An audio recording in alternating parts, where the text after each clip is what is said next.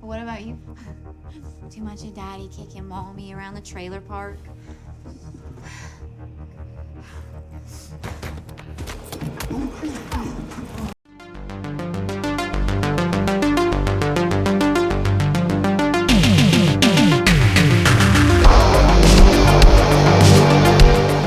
We are talking Midnight in the Switchgrass.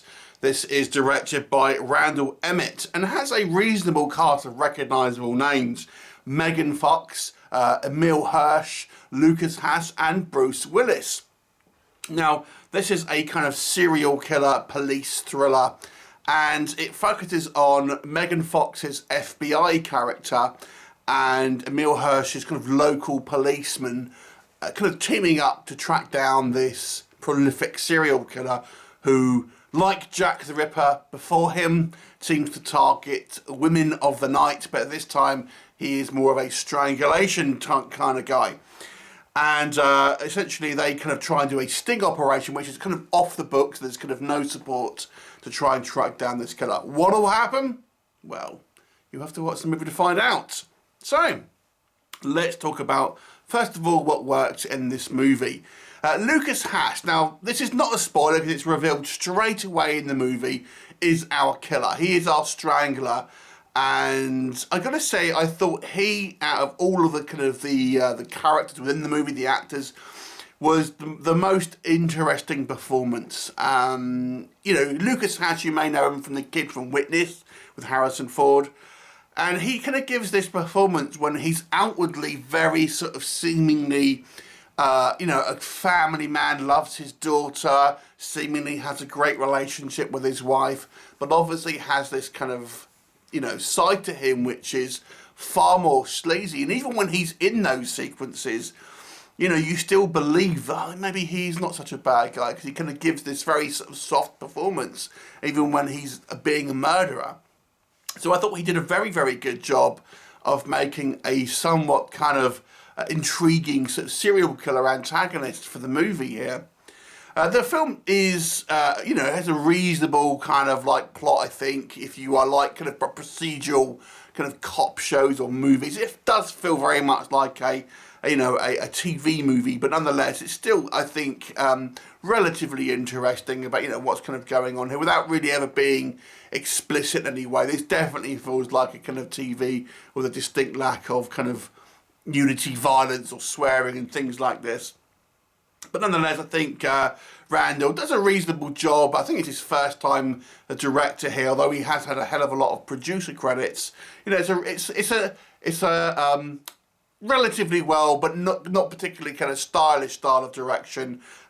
Serviceable, I guess you want to say, but it's certainly kind of not bad. Emile Hirsch, I think, is also fairly watchable, although his character does seem a little cliche, I'll say that.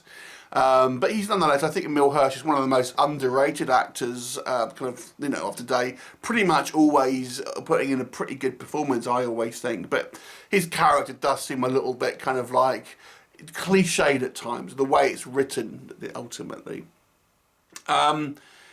So let's talk about Megan Fox and Bruce Willis. Let's talk about Bruce Willis first. Bruce Willis, this is a pure paycheck gig for him. His character, you could take out the film and it makes literally no difference to the plot.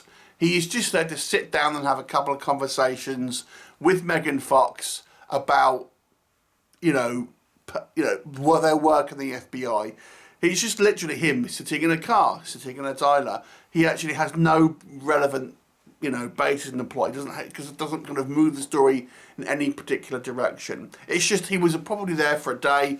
They filmed a couple of easy scenes for him, and you know, even in his brief screen time that we see him, his performance is very much just kind of like the bare minimum. Megan Fox, bless her heart, she is trying, I think, to reinvent herself as a kind of mainstream kind of action heroine type kind of actor. And you can tell she's really trying in this movie. But the end result is not the most believable of FBI characters, let's just say that. Unfortunately, Megan Fox's acting just isn't particularly great. I mean, I have seen worse. I'm not going to say it's the worst I've ever seen, anything like that. I'm not going to use that kind of like hyperbolic language, but nonetheless, her performance is a little on the weaker side, it's got to be said. And the problem I think maybe that Megan Fox has is, and I watched another movie, like a lion attack, a movie called Rogue a little while ago with Megan Fox. She doesn't want to ugly herself up, you know. In this movie and in Rogue, she's always kind of got perfect makeup. Maybe her hair will be a little bit messed up, but it's always kind of like she always has to look, you know, super attractive. And that's great if you just want to watch a film just because you want to oogle Megan Fox. But, you know, it's kind of like, for example, there's a scene where something bad happens to her and she's kind of like in a spot of danger, and then we see her waking up in a hospital bed, but with full makeup. And it's just like, come on, just like when she was in Rogue and she was meant to be a, you know, some type of mercenary or something with doing missions against lions and things, full makeup.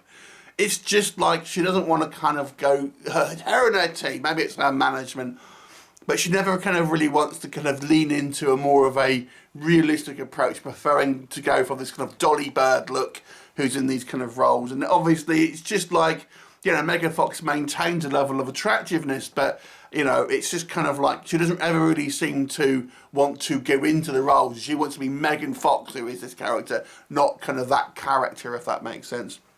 You've also got her actual boyfriend in real life, Machine Gun Kelly, at least currently, also in this movie. I'm not sure if this is a movie where they met or whether they were a pre-existing relationship, but he plays like a kind of like a low-life as well. But to be fair, he wasn't bad, I'll give him that. You know, he didn't do a bad performance like some sort of pimp character.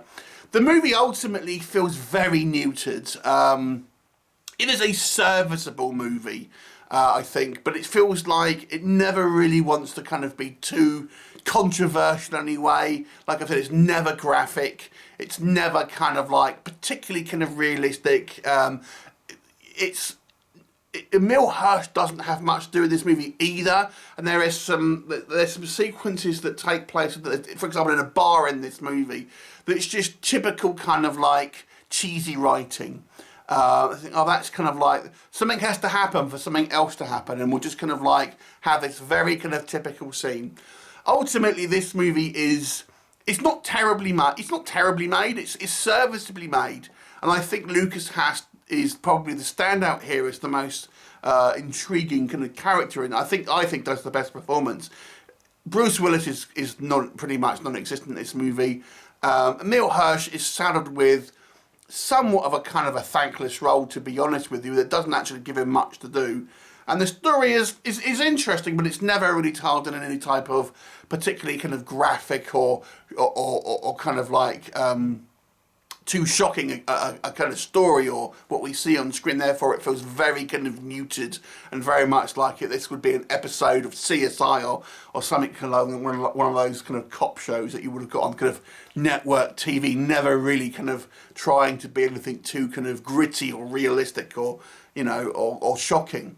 So ultimately it feels somewhat below average, to be honest. But it's not bad. I will give it a 4 out of 10, so a below average mark, but certainly I don't think that it would be classed as bad, just kind of very vanilla. And unfortunately, I think taking it below average was some poor writing and unfortunately some subpar performances. Have you seen it? What did you think of it? Leave me a comment and I'll look forward to seeing you next time. Bye for now.